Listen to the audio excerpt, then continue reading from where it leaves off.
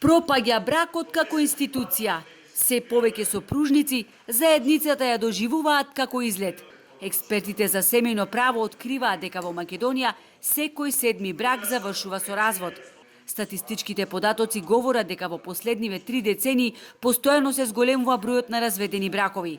За илустрација, ако во 1995 имало 710 разведени, сега годишно има 3 пати повеќе, односно над 2000 разводи. Во 2023 година бројот на разводи бележи зголемување од 9,4% во однос на 2022. Ако продолжи ваквиот негативен тренд, македонците ќе ги стигнат европејците. Кај нив секој втор брак пропаѓа. Потенцијалот за зголемување на бројот на разведени бракови во Македонија е голем и очекувам дека, за жал, и наредниот период можеме да очекуваме зголемување на бројот на разведени бракови. Зошто се зголемува бројот на разводи? Тоа е доста комплексно прашање, има повеќе причини за тоа. Една од основните причини е тоа што се менуваат моралните, етичките, вредносните норми во општеството.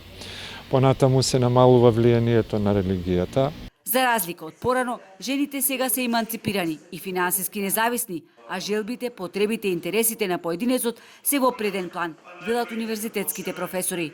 Трансформациите во брачите и семејни односи се предизвици со кои се соочува 21 век. Нужно ни се неопходни реформи во нашето законодавство, особено во приватното право. Граѓанското право е заборавено. Затоа оно што треба државата да направи и новата влада е да се сврти кон граѓаните конечно и после 13 години да биде донесен граѓанскиот законник на Македонија, кој што ги уредува односите на граѓаните од нивното раѓање па се до смрт. И додека се изработува граѓанскиот закон кој предвидува сериозна реформа на брачното и родителско право, според Државниот завод за статистика, во првото тромесечје од годинава во Скопје има најмногу склучени бракови, ама и најмногу разводи.